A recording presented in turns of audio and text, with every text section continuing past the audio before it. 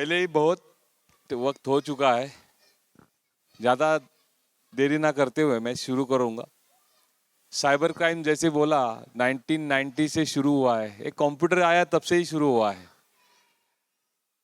जैसे जैसे टेक्नोलॉजी दिन ब दिन चेंज होती है, साइबर क्राइम का रूप भी चेंज हो रहा है और वो ड्रास्टिकली इतना बड़ा है कि उसको कंट्रोल कर पाना आज की तारीख में बहुत मुश्किल हो गया है। लगभग नामुमकिन बोलोगे भी तो भी चलेगा, क्योंकि जब से ये इंटरनेट आया है ना, सारी दुनिया आपस में जुड़ गई है और जैसी दुनिया जुड़ गई है तो हर एक कोई अपना इंटेंशन ठीक नहीं रखता, गलत इंटेंशन वाले भी उसमें रहते हैं। तो उन्होंने ये साइबर क्राइम शुरू कर दिया है। साइबर क्राइम जो शुरू हुआ है, अभी उसको रोक पाना तो मुश्किल है, लेकिन उसका एक ही इलाज है आज के दौर में, अवेयरनेस। अगर आपको पता है उस क्राइम के बारे में तो आप इससे बच सकते हो। और ज़्यादातर इसके विक्टिम्स कौन है पता है? सीनियर सिटीजन, बच्चे भी है, क्योंकि वो गेम्स खेलते हैं। गेम्स में भी अभी चैट रूम्स आने लगी है। चैट रूम में जो भी हो रहा है वो गलत भी हो सकता है। हमारे बच्चे कंप्यूटर इस्तेमाल करते हैं, मोबाइल इस्तेमाल करते हैं, सबको अच्छा लगता है, वाह क्या इजीली ये हैंडल करता है सारी चीज़ें। लेकिन वो क्या कर रहा है ये देखना भी बहुत ज़रूरी है। ऐसे केसेस भी आ रहे हैं। अभी मेरा 16 साल का टोटल साइबर का ही एक्सपीरियंस है, जिसमें मैंने जो केसेस हैंडल किए हैं उसके बारे में आपको मैं यहाँ पे बताऊंगा। अभी साइबर क्राइम बोल रहे हैं, लेकिन साइबर क्राइम है क्या? साइबर क्राइम नहीं, ठीक है, साइबर क्राइम है क्या? साइबर क्राइम वो क्राइम है जिसमें कम्युनिकेशन डिवाइस का इस्तेमाल होता है। अभी कम्युनिकेशन डिवाइस तो आप आज के दौर में हर एक के हाथ में है, ये मोबाइल। तो ये किसके साथ होगा साइबर क्राइम? ये हर उस व्यक्ति के साथ हो सकता है जिसके हाथ में मोबाइल है, जो कंप्यूटर इस्तेमाल करता है, जिसके पास लैपटॉप है, टैब है, उसके साथ हो सकता है, 100% हो सकता है, अगर वो अवेयर नहीं हुआ तो। कौन करता है साइबर क्राइम? साइबर क्राइम वो हर व्यक्ति करता है जो कम्युनिकेशन डिवाइस इस्तेमाल कर रहा हो। इसमें अभी आ रहे कौन कौन, इनके प्रोफाइल क्या क्या है? सबसे पहले तो ये फ्रॉडस्टर, जिनका इंटेंशन स्टार्ट से ही गलत है, लोगों को चीट करना उनका पहला इंटेंशन है, ये फ्रॉडस्टर है। उसके बाद डिसग्रंटल एम्प्लॉय, समझो अपने यहाँ पे काम करने वाला कोई व्यक्ति हो जिसको बॉस ने आज झाड़ दिया हो किसी चीज के लिए, वो गुस्से में वो भी कर सकता है। जिसको निकाल दिया है वो भी कर सकता है, वो जाते वक्त उस कंपनी का, उस ऑर्गेनाइजेशन का डेटा चुरा सकता है, वो प्रोफाइल बना सकता है अपने बॉस का, उसके बारे में कुछ गलत लिख सकता है। उसके बाद आता है डिवोर्स या हस्बैंड। डिवोर्स हो गया तो उसके पास उसको अपनी वाइफ को, जिसको डिवोर्स दिया है, उसको तकलीफ देने के लिए वो साइबर क्राइम कर सकता है, उसका प्रोफाइल बना सकता है। उनके जो फोटोज है उनके पास, उसका गलत इस्तेमाल कर सकता है। कुछ लोग तो अपने पर्सनल वीडियोस भी रखते हैं, उसका इस्तेमाल कर सकता है। उसके बाद एक्स बॉयफ्रेंड, बहुत से ऐसे लोग हैं जो साइबर क्राइम कर सकते हैं। बच्चे, टीनेजर्स। टीचर ने, मुझे याद है 2009 की बात है, जब 2009 में 5वीं 7वीं और 8वीं कक्षा के स्टूडेंट्स ने अपने टीचर्स का बहुत बुरी तरह से प्रोफाइल बनाया था, ब्लैक प्रोस्टिट्यूट करके। 5वीं 7वीं और 8वीं कक्षा के लोग, बच्चों को यार, वो बहुत बड़ा स्कूल था और 2009 की बात है, तब फेसबुक था, फेसबुक पे ही बनाया था। बच्चे आज की तारीख में क्या कर रहे हैं वो देखना जरूरी है। अभी साइबर क्राइम क्यों हो रहा है? 3 चीजें खाली ध्यान में रखना, आप साइबर क्राइम से बच सकते हो। सबसे पहली बात, अनजान लोगों के ऊपर भरोसा ना करें, उनका कॉल ना उठाए। लेकिन अपनी आदत है, किसका कॉल आके गया उसको वापस कॉल करेंगे, भाई कौन है,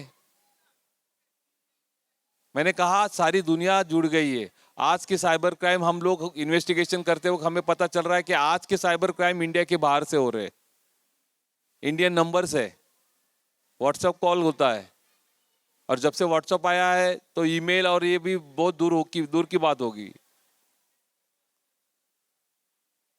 अनजान लोगों के ऊपर भरोसा करके अगर उनका कॉल आपने ले लिया तो समझ लेना जाल तो आपके ऊपर फेंक दिया था, वो आपके ऊपर आ गया है। अभी इससे बचना कैसे, वो नेक्स्ट चीज है। उसका कॉल उठा लिया, वो जो बात कर रहा है वो सुन लिया, और उसको अगर आपने रिप्लाई कर दिया तो समझो आप उसमें और फंस गए। वीडियो कॉल्स आते हैं डायरेक्टली, मैं आपको आगे बताऊंगा। साइबर के सारे जो प्रकार है वो आपको बताऊंगा, उसमें आपको पता चलेगा कौन से। लेकिन ये साइबर क्राइम हो रहा है, इसका सबसे पहला रीजन तो ये था। दूसरा है डर। कोई भी कॉल करके आपको डराता है। आपका पार्सल पकड़ा गया है, उसमें बहुत सी इलीगल चीजें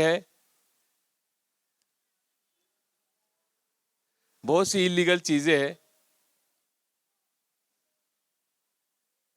आपका लाइट मीटर कट होने जा रहा है कल, आपका बहुत पेंडिंग बहुत है,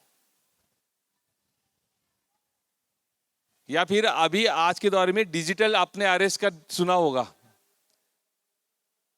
ये सारे डर के प्रकार है। तीसरा है लालच। इसकी तो कोई सीमा नहीं है। जो लालच करेगा वो आज की तारीख में साइबर क्राइम में विक्टिम बन जाएगा।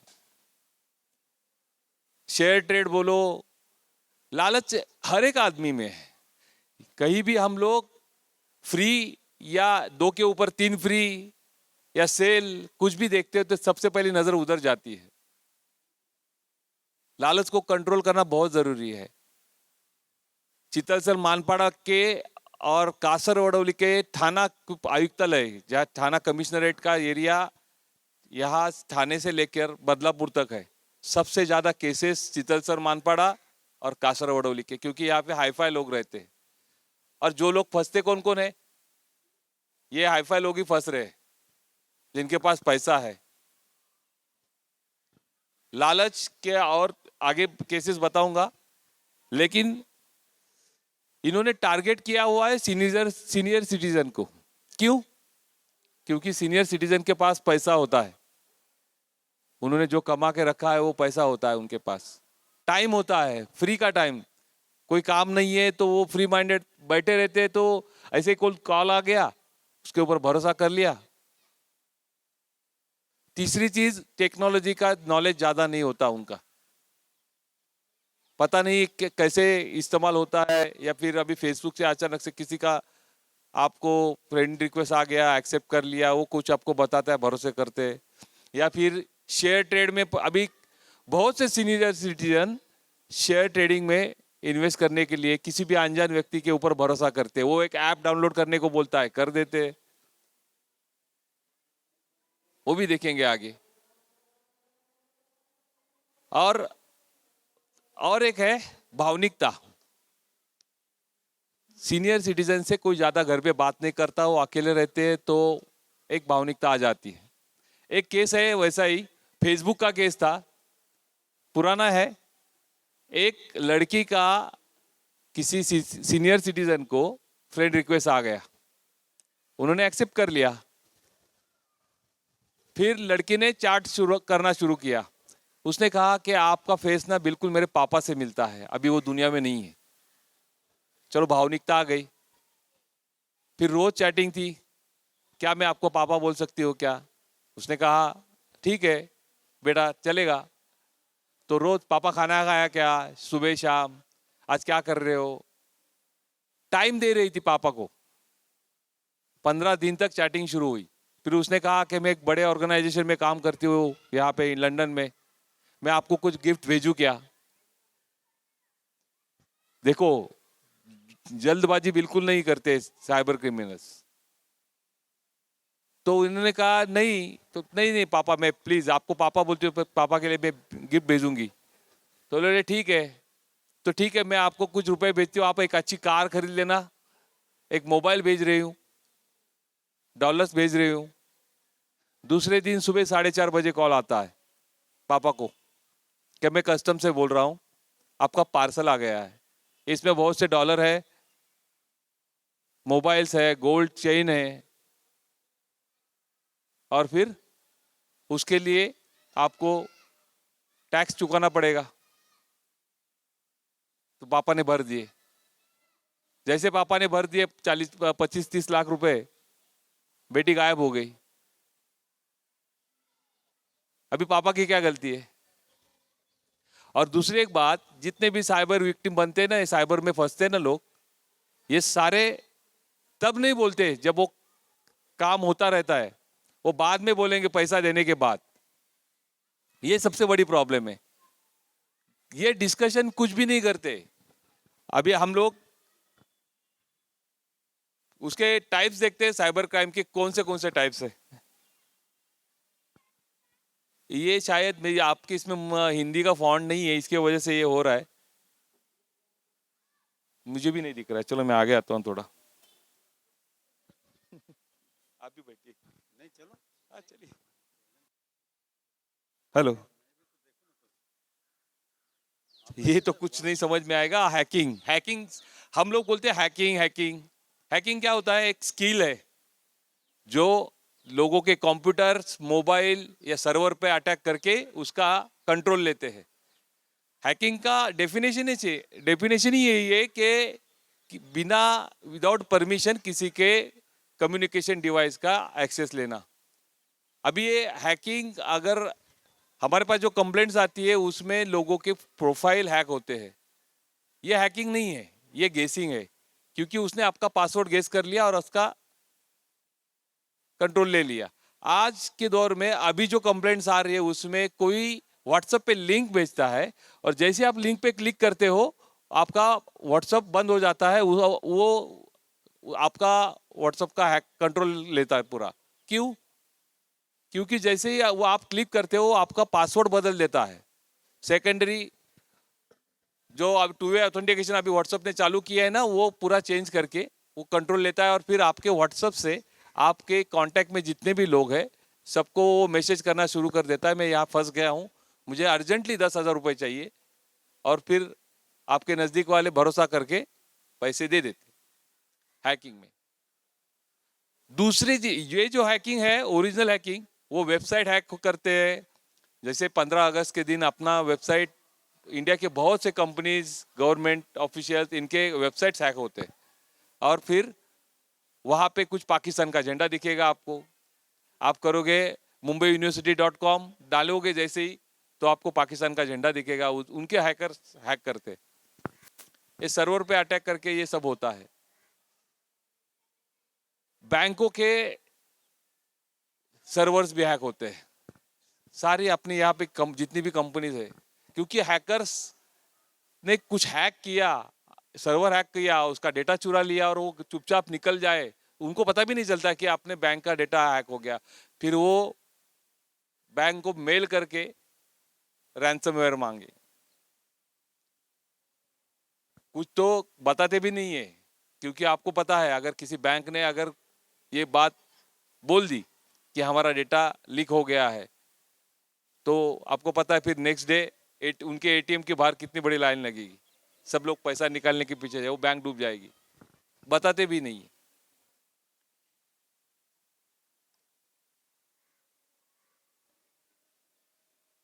मैट्रिमोनियल फ्रॉड, मैट्रिमोनियल में क्या होता है, लोग शादी के लिए रजिस्ट्रेशन करते हैं, ये भी हैकर्स लोग, ये साइबर क्रिमिनल भी वहां पे उन्होंने रजिस्टर किया होता है। फिर वो लाइक भेजेंगे, मोबाइल नंबर एक्सचेंज होगा, चैटिंग शुरू हो जाएगी, और जैसे ही चैटिंग शुरू होगी वो ऐसे ही बहुत दिन तक चलेगी। फिर वो 15 दिन के चैटिंग में, 1 महीने के चैटिंग में बिल्कुल पैसे नहीं मांगेंगे, वो बात करेंगे, चलो शादी कैसे करेंगे कहाँ पे करेंगे, मैं तो बाहर अब्रॉड में हूँ, मैं इंडिया आऊँगा तो हम लोग एक फ्लैट खरीदेंगे, बच्चों के नाम क्या रखेंगे, यहाँ तक सब पूरा डिस्कस होता है। एक बार कंट्रोल ले लिया उसके मन का, तो फिर मैं तुम्हें पैसे भेजता हूँ हमारी शादी के लिए, फिर वही चक्कर, सुबह 4:30 बजे कॉल आएगा। आप सोचेंगे 4:30-5 बजे कॉल कैसे करते हैं, बराबर वो आपको सोचने का मौका भी नहीं देंगे। अगर उन्होंने 10 बजे कॉल किया तो तो आप तो पूरे फ्रेश होके बैठे हो, आप सोचेंगे शायद ये कस्टम से ऐसा कॉल आता है क्या, लेकिन आपको नींद में 4:30-5 बजे कॉल आया तो साइकोलॉजी देखिए सही, ये साइबर क्रिमिनल लोगों की, वो क्या सोचते हैं, वो बहुत आगे है, वो हमसे भी 10 गुना आगे है। इसलिए हमें सतर्क रहना पड़ेगा, इसलिए ये अवेयरनेस जरूरी है। चाइल्ड पोर्नोग्राफी ये भी बहुत डेंजर है। हम लोग सोचते हैं कि इंटरनेट में हम लोग जो भी कुछ करते हैं उसका ट्रेसेस नहीं होते, ट्रेसेस होता है। आप कुछ भी सर्च करो उसका ट्रेस होता है। और ये इसलिए मैं बोल रहा हूं क्योंकि साइबर, ये चाइल्ड पोर्नोग्राफिक कंटेंट जो भी गलती से किसी ने देखा या जानबूझ के देखा या किसी को भेजा, तो हमें एक इंटरनेशनल ऑर्गेनाइजेशन की तरफ से एक डेटा आता है हर महीने कि इंडिया में ये आता है सेंटर में, सेंटर से वो डिस्ट्रीब्यूट होता है अपने अपने जगह पे। तो हमारे थाने कमिश्नरेट भी आते हैं, वो थाना कमिश्नरेट में जो आता है ना डेटा, वो उसमें क्या होता है, ये फेसबुक प्रोफाइल पर्टिकुलर हर एक का, हर एक केस का ये Facebook profile child pornographic content देखता है, उसकी रजिस्टर्ड ईमेल आईडी ये है, उसका मोबाइल नंबर ये है, उसका आईपी एड्रेस ये है, उस आईपी एड्रेस का एड्रेस ये है लेट लॉन्ग के साथ।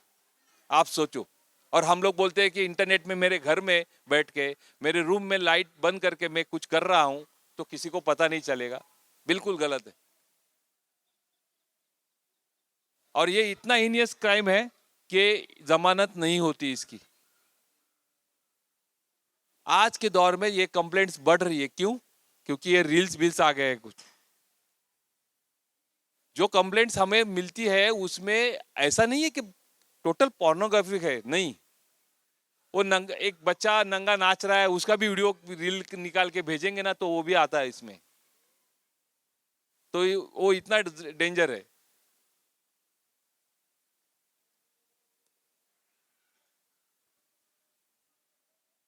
रैंसमवेयर एक चीज है जिसमें है वीडियो कॉल्स। मैंने आपको कहा अनजान लोगों के कॉल्स नहीं लेना।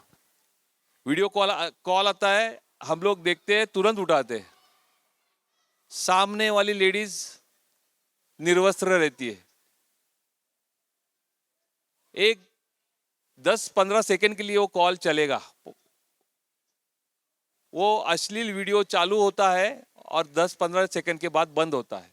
फिर आपको तुरंत कॉल आता है कि हम सीआईडी से बोल रहे हैं और हमने देखा है कि आप पोर्नोग्राफिक क्लिप देखते हो। ये रहा, ये प्रूफ हम लोग भेज रहे हैं। और तुरंत आपको व्हाट्सएप पे वही वीडियो कॉल देखते वक्त अपना भी छोटा फोटो नीचे आता है, वो तुरंत भेजेंगे और फिर आपको डराएंगे। और इज्जत की खातिर वो जो बोल रहे हैं वैसा करते हैं, लोग पैसा दे देते हैं। दूसरा एक अभी बहुत आया था, अभी शायद 6 महीने से थोड़ा सा कम है, या फिर लोग आते ही नहीं है कंप्लेंट करने के लिए। किसी लेडीज का कॉल आता है, हाय बाय होता है, एक दो बार वापस वो वीडियो कॉल करते हैं, वही लेडीज करती है, और फिर वो खुद अपने कपड़े निकालती है। उसके बाद उनको भी बोलती है सामने वाले को कि आप भी अपने कपड़े निकालो, हम लोग चैट करेंगे। और फिर वो पूरा रिकॉर्ड करके इसको ब्लैकमेल करती है। अभी इसमें ये बंदा खुद दिख रहा है, अब वो अपने लोगों को पता चलेगा, रिश्तेदारों को पता चलेगा, दोस्तों को पता चलेगा, ये नाचता है, वो भी नाच रही, ये भी नाच रहा है नंगा होके। तो वो इज्जत की खातिर बहुत से लोग पैसे देते हैं, लेकिन पुलिस को कंप्लेंट भी नहीं करते। ये कंप्लेंट्स कब करते हैं? जब पैसे देने के बाद बार डिमांड होती है पैसे की, तो फिर वो किसी दोस्त को बोलेंगे, वो दोस्त अपने दोस्त को बोलेगा, फिर वो पुलिस वाले के पास आएगा और चुपके से बोलेगा सर एक स्पेशल केस है, थोड़ा सा, जो बात भी नहीं कर सकते, जो बोल भी नहीं सकते, जो एफआईआर भी नहीं कर सकते कब। इसलिए अनजान लोगों के वीडियो कॉल लेना नहीं। डिजिटल अरेस्ट, आपको सुबह सुबह कॉल आएगा कि ऐसे ऐसे मैं बोल रहा हूँ, ट्राई से बोल रहा हूँ, आपका 3-4 उसके टाइप्स है। एक तो ये ट्राई से कॉल आता है कि आपका नंबर, आपके आधार कार्ड पे रजिस्टर्ड कुछ नंबर्स है, 2 मोबाइल नंबर जिन्होंने कॉल किया है और जो वो पाकिस्तान में हुए हैं और जो देश के खिलाफ है, तो आपके ऊपर केस रजिस्टर्ड होने जा रहा है। दूसरा है, आपके नाम का एक पार्सल है जिसमें इलीगल चीजें हैं, जाली पासपोर्ट्स है, कुछ डॉलर्स है, फेक डॉलर्स, एमडी ड्रग्स है, और ये आपके नाम का है। ये आधार कार्ड आपका है, नंबर है क्या, चेक कर लीजिए, नंबर बराबर बताएंगे, इसका मैं रीजन बता रहा हूँ। पैन कार्ड बताएंगे, वो भी नंबर एकदम एक्यूरेट होता है, नाम तो उसने बता ही दिया था। और ये तीनों चीज बताने के बाद उसको भरोसा हो जाता है कि यार पार्सल मेरा है। लेकिन सोचने वाली बात यह है कि आप ड्रग डीलर हो, जाली पासपोर्ट बनाते हो? नहीं ना। तो वो सामने वाला अगर बोल रहा है कि ये पार्सल आपका है, तो आपको उसको रिप्लाई देने की जरूरत क्या है? जी नहीं, मेरा ये पार्सल नहीं है, आपको जो करना है वो कर लो, ऐसा बोल के अगर आपने फोन कट कर दिया, मैटर वही खत्म हो जाता। लेकिन लोग क्या करते हैं, पहले डर जाते हैं, डरने के बाद उस जो बोलता है वो करते, चलो ठीक है, मैं अभी आपका नहीं है क्या ये, तो मैं आपकी मदद करूंगा, मैं तुम्हारा कॉल मेरे बॉस को दे रहा हूं, वीडियो कॉल करके वो आपको कॉल करेंगे। सेटअप, सेकंड पार्ट, सेटअप क्या रहता है?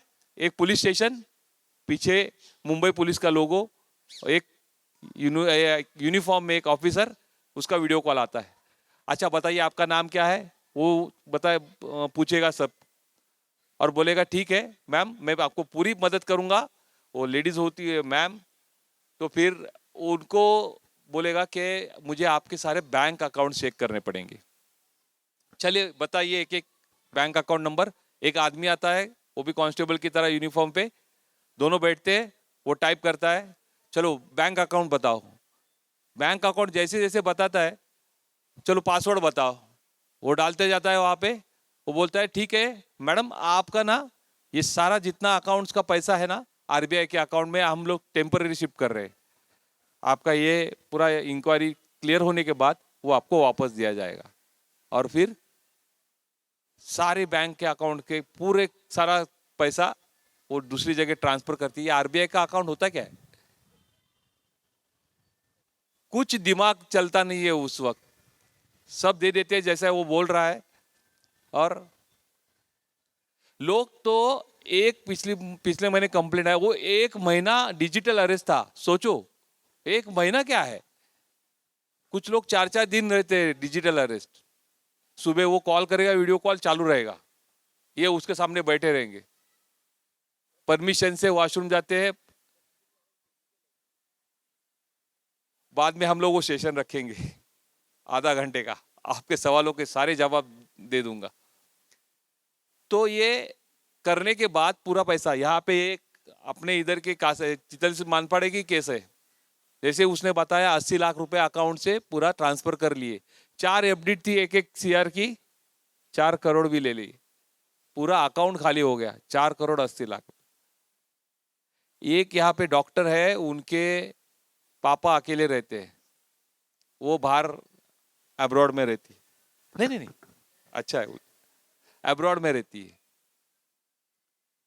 2021 से पैसे भर रहे, 25 आ गया, कितना पैसा गया पता नहीं, कैलकुलेशन में अभी कुछ 42 लाख हो गए, लेकिन सीआर से ऊपर है उनके पास, तो अभी वो डेटा भी नहीं है, क्योंकि वो डेटा चाहिए हमें। 2021 से पैसे भर रहे हैं डिजिटल अरेस्ट में।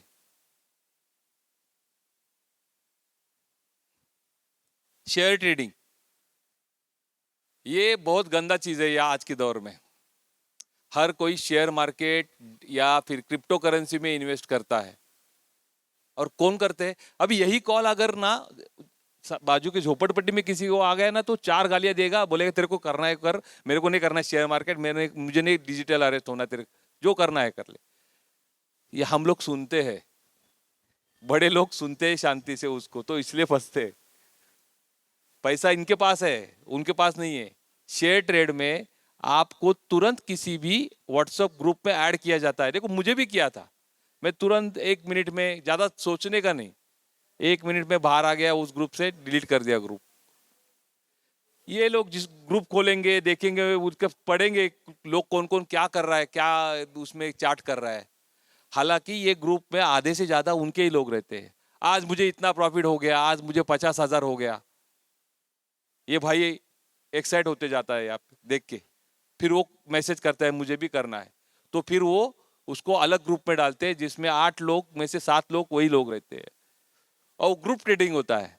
आईपीओ अलॉटमेंट के लिए हमें पता है एक अपने को लॉट लगने के लिए कितना मुश्किल होता है। 50 लॉट डालेंगे तो भी एक लॉट मिल जाएगा, नसीब रहा तो।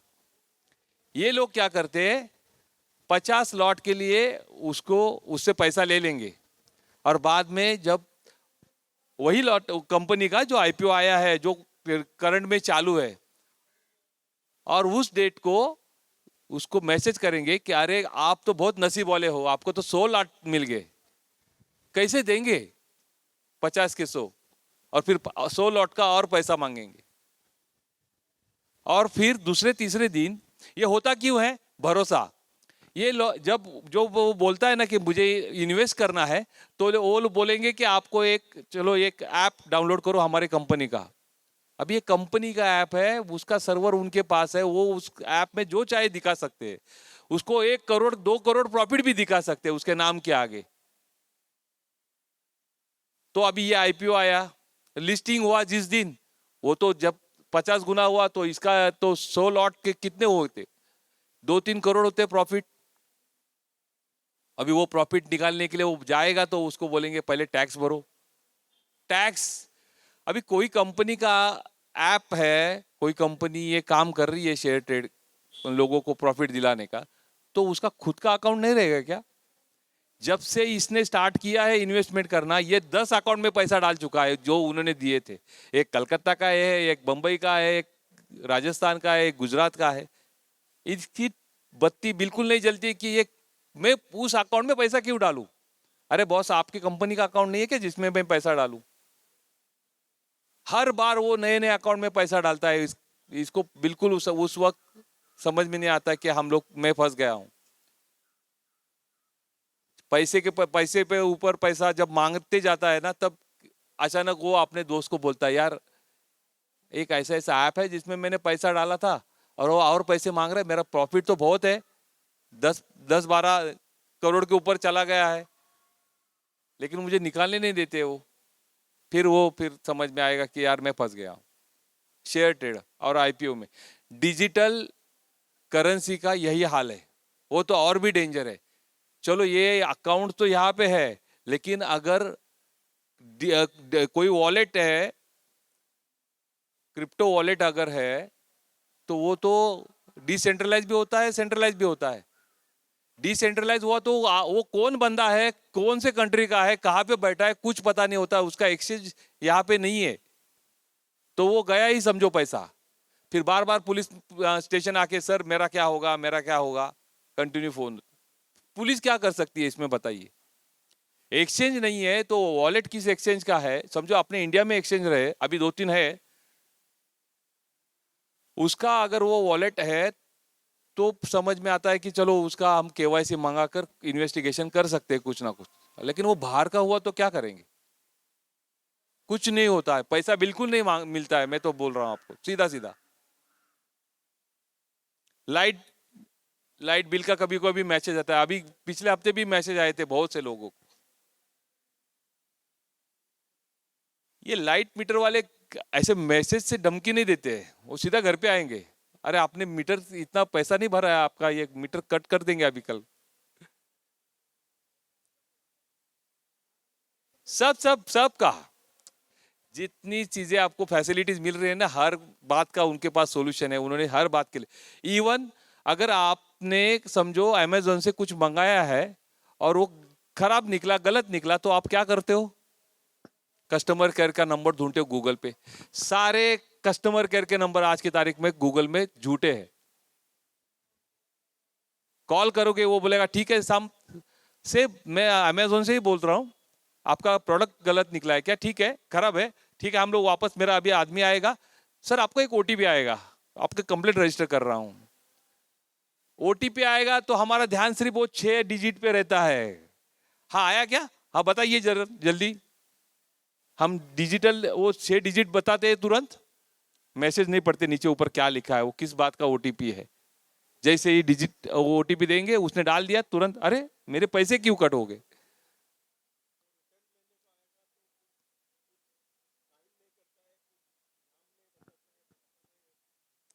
होता है।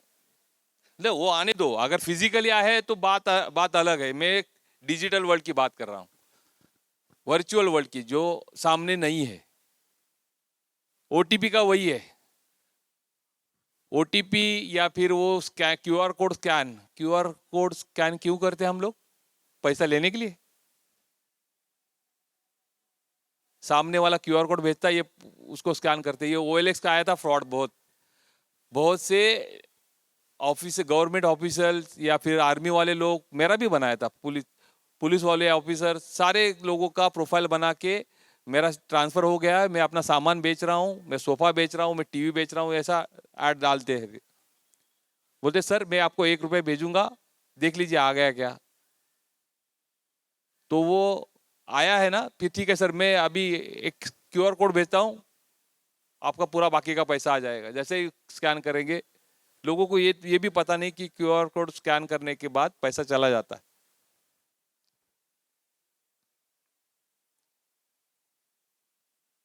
और भी कुछ है, साइबर फ्रॉड, जॉब फ्रॉड है। लोगों को, लोग क्या करते हैं, अपना करियर स्टार्ट करने के पहले कुछ naukri.com जैसे साइट पे रजिस्टर करते हैं। अभी ये सारी वेबसाइट का डेटा साइबर क्रिमिनल के पास है। फिर वो लोग क्या करेंगे, वो डेटा में से सिलेक्ट करेंगे और उनको कॉल करेंगे कि चलो आप हमारे कंपनी में, आपको जॉब दी जाती है, आपका कल इंटरव्यू होगा। दूसरे दिन इंटरव्यू होता है, वो जैसा इंटरव्यू होना चाहिए पूरा उस तरह से इंटरव्यू होता है, पेमेंट डिसाइड होता है, सब कुछ होता है, फिर स्टार्ट होता है पैसा मांगना। चलो आप वीजा के लिए इतना पैसा लगेगा, मेडिकल क्लियरेंस के लिए इतना पैसा लगेगा, बहुत सी चीजों के लिए पैसा मांगते हैं। हालांकि लोगों को पता होना चाहिए कि कोई भी कंपनी जॉब देने के लिए पैसा नहीं मांगती। अगर उनको पैसा चाहिए ही कुछ फॉर्मेलिटीज के लिए, तो आपके फर्स्ट पेमेंट से कट करेंगे। लेकिन ये विदाउट सोचे, क्योंकि पेमेंट बहुत दिखाया है ना, लालच दिखा के गए हो, आपको इतना सैलरी मिलेगा, इतना कट होगा, ये सब करने के बाद लोग भरोसा करते हैं और फिर उसमें पैसा, ज्यादातर बच्चे नए नए वो पैसा दे देते हैं। अभी क्या करना चाहिए तो मैंने आपको बता दिया, 3 चीजें कर रहे, डरना नहीं। जब ऐसा कॉल आए तो सबसे पहली बात शांत रहना, सोचना कि ये क्या क्या कॉल है, क्या इसमें मेरा हाथ है, क्या ये मुझे लेना जरूरी है। और फिर सोचकर आपके बाजू में घर में जो भी कोई हो उनके साथ डिस्कस करें कि ऐसा ऐसा कॉल है, सच में होता है क्या, ऐसा कुछ बता देगा। कभी कभी तो ऐसा भी लगा था कि लोग सच में कॉल करते वक्त बोलने से हिप्नोटाइज होते हैं क्या, क्योंकि इतने बड़े बड़े पढ़े लिखे लोग, पैसे वाले लोग, कैसे इन लोगों की बातों में आकर अपना, इनको सच मान बैठते हैं हर बात और फिर पैसा दे देते हैं।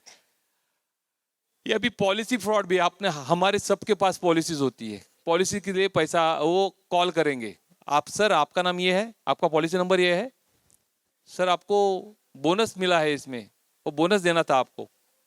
और फिर कॉल करेंगे, ओटीपी लेंगे या फिर आपका डिटेल्स लेंगे बैंक अकाउंट का, वो बोनस डालने के लिए। हालांकि ये प्रोसीजर नहीं होती है, वो आपसे चेक लेंगे, फॉर्म भरेंगे और फिर वो आपको पॉलिसीज का पूरा पैसा दे या बोनस दे देंगे। अनजान है।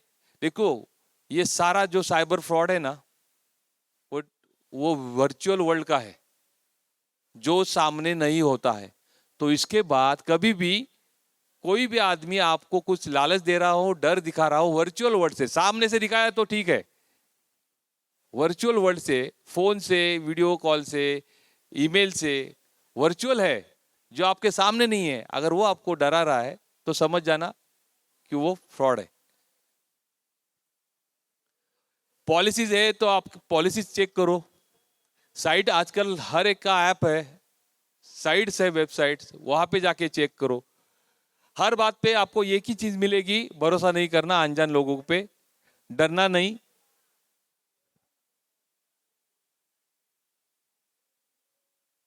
सेक्सटॉर्शन जो मैंने बताया, सेक्सटॉर्शन में क्या करना चाहिए, सब कुछ समझो, आपको कॉल आया, आपने ले भी लिया, और तुरंत बाद में आपको उसने कॉल करके डरा रहा है कि मैं सीआईडी से बोल रहा हूँ, आपसे बोलना साहब बहुत देखता हूं मैं, आपको जो करना है करो, कॉल कट करो, उससे बात मत करो। दूसरे नंबर से वापस कॉल आएगा, दूसरा बोलेगा। क्या करना पड़ता है अगर ये अनजान लोगों के ऐसे ऐसे कॉल आने लगे तो क्या करेंगे आप? लोग ना मुझे फोन करते हैं, यार ये बार बार कॉल कर रहा है। बोले तू तू हाइपर क्यों हो रहा है?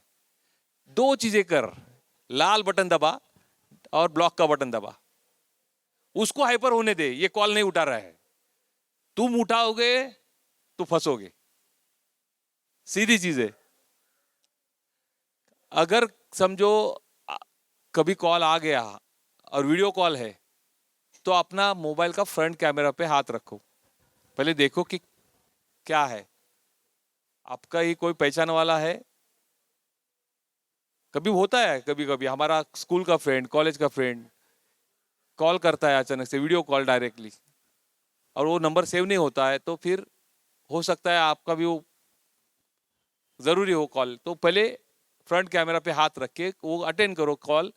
अगर वही अपना दोस्त है तो ठीक है, नहीं है तो फिर रेड बटन दबा के बंद कर दो कॉल। म्हणून इथं म्हटलंय, शांत राहा, घाबरू नका, स्पष्टपणे विचार करा आणि मगच त्याला समोरच्याला उत्तर द्या। डिजिटल अरेस्ट में क्या करना चाहिए? सबसे पहले तो उसको उठाओ मत। स्टार्ट में अगर पैसे भरे आपने तो तुरंत वो आगे है, लेकिन आपके नजदीक के किसी भी आपके दोस्त को बताओ कि ऐसा ऐसा हो रहा है। लेकिन प्रॉब्लम क्या है ना, मैंने आपको बोल दिया, सब होने के बाद, पैसा सब चला जाने के बाद ही लोग दोस्त को कॉल करेंगे या आपके घर में बेटे को बोलेंगे। हाइट तो एक केस ऐसा है वो जिसमें ना लालच में वो पति पत्नी दोनों भी फंस गए, अलग अलग, लेकिन बताया नहीं एक दूसरे को, वो अलग फंसी है, ये अलग फंसा है।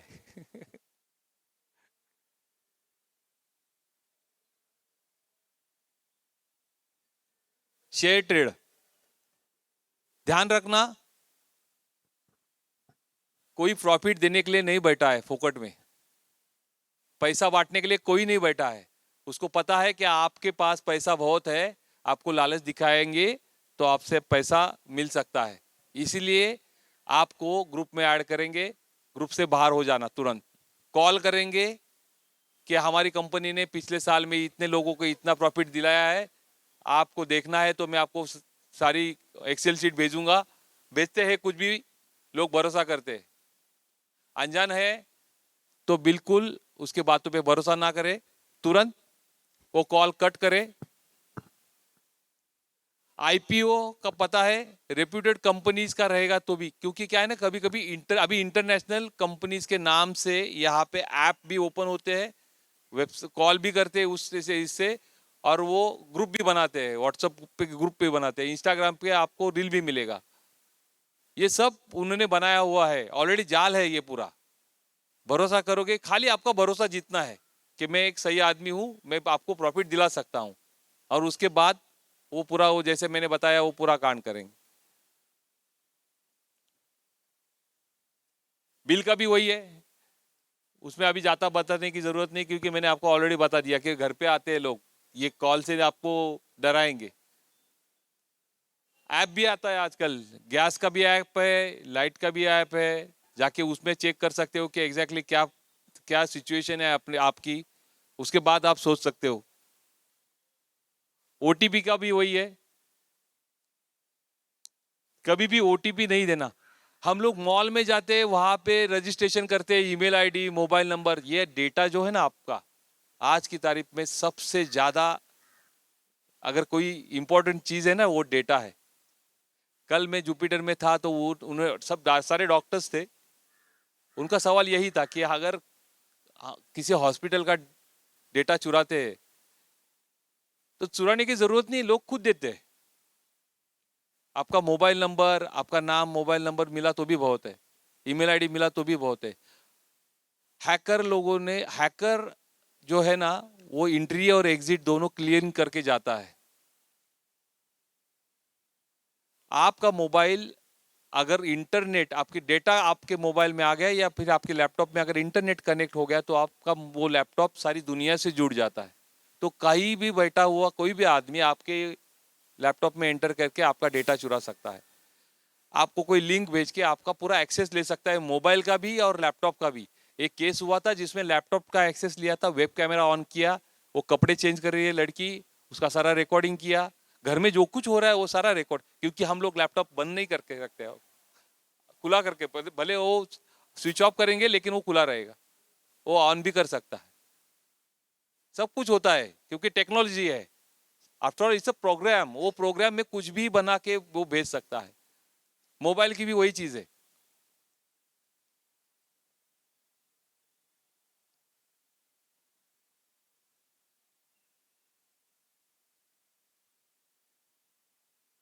हाँ, ये कुछ ऑर्गेनाइजेशन है, national institute of mental health, international addiction centre. Addiction, हम आज के दौर में सारे लोग एडिक्ट है मोबाइल के। 2 मिनट के लिए मोबाइल अगर किधर इधर उधर जाए ना, तो हमारी मेंटल हालत क्या होती है ना, सोच लीजिए। और ऐसा नहीं कि उसमें बच्चे, सब, बच्चे से लेके बूढ़ों तक सब सब उसमें आ गए। कुछ सिम्टम्स है जो ये डॉक्टर इन्होंने बताया था कि देख लीजिए कहीं आप एडिक्ट तो नहीं हो। कितना टाइम आप मोबाइल पे स्पेंड करते हो? अगर आपका इंटरनेट नहीं चलता है तो क्या आप हाइपर होते हो, गुस्सा होते हो? ये सारी चीजें छोटी छोटी चीजें हैं, लेकिन बहुत जरूरी है। रात को नींद नहीं आती क्योंकि रात देर तक आपका मोबाइल पे ध्यान रहता है, आंखों पे स्ट्रेस रहता है।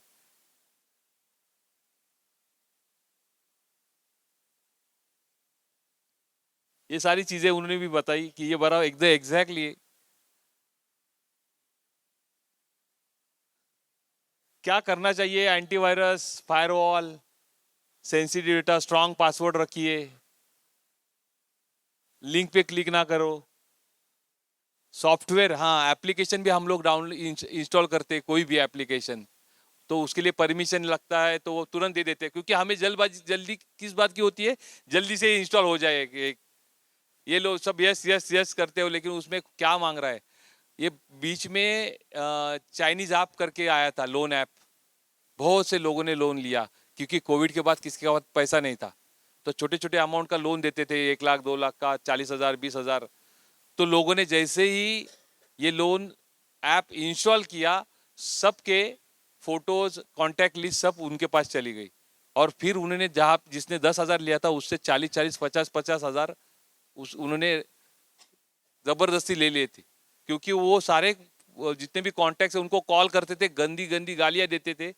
सारे वो लेडीज, घर में जो लेडीज है उनका वो मॉर्फ फोटोज बनाते थे, वीडियोस बनाते थे, और उनको भेजते थे कि अगर तूने नहीं किया तो ये सबको भेज दूंगा, क्योंकि सारा डेटा उनके पास था। ये ऑल ओवर इंडिया से हुआ था साइबर क्राइम। और इसमें कितने लोगों ने, आप गूगल करके देख लीजिए, चाइनीज लोन ऐप में कितने लोगों ने सुसाइड किया, 20-30 के ऊपर लोगों ने सुसाइड किया है इनके हैरेसमेंट से। तो कोई भी ऐप डाउनलोड करते वक्त सोच लीजिए कि ये जरूरी है, ये आपके लिए ऐप, और वो क्या परमिशन आप दे रहे हो उनको। आप कोई भी परमिशन रिजेक्ट करके देखिए, वो ऐप इंस्टॉल नहीं होगा। तो इसीलिए वो आप सच में जरूरी है कि नहीं, वो देखना जरूरी है। और by chance, by bad luck अगर आपके साथ हो भी गया साइबर क्राइम, तो क्या करना है, सबसे पहले जाना है cybercrime.gov.in। ये गवर्नमेंट की वेबसाइट है, गवर्नमेंट पोर्टल है जो सेंट्रल गवर्नमेंट ने बनाया है। तुरंत उसके ऊपर आपका रजिस्ट्रेशन कीजिए, मोबाइल नंबर डालिए, जरूरी है, ओटीपी आएगा उसमें डाल दीजिए, क्योंकि जब उस वेबसाइट पे आप रजिस्टर करोगे, सारे बैंकों के ऑफिशियल्स इसको कनेक्ट है। तो जिस अकाउंट में पैसा चला गया है वो खुद अपना अकाउंट फ्रीज करेगा अपने बैंक का, और अगर वो दूसरी जगह ट्रांसफर हुआ है तो वो उस बैंक को वो बताएगा, और फिर वो बैंक उसको फ्रीज करेगी।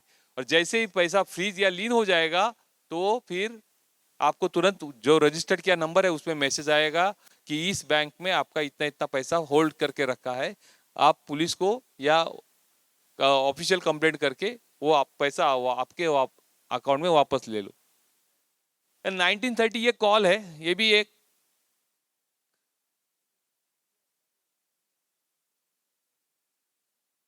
यस यस यस यस सारे सारे इसका बात का सेक्शन वही है, आपका क्वेश्चन का ही सेक्शन है।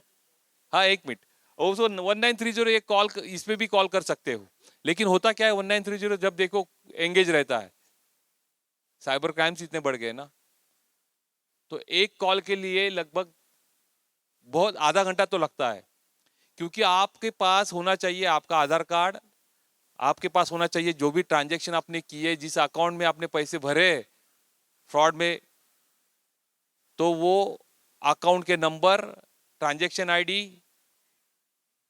ये सारी चीजें चाहिए, आईएफएससी कोड, जिस ये सारी चीजें आपके पास होनी चाहिए, क्योंकि वो मांगता रहता है आपके पास, आप फिर अगला ट्रांजैक्शन करके, तो उसमें टाइम चला जाता है।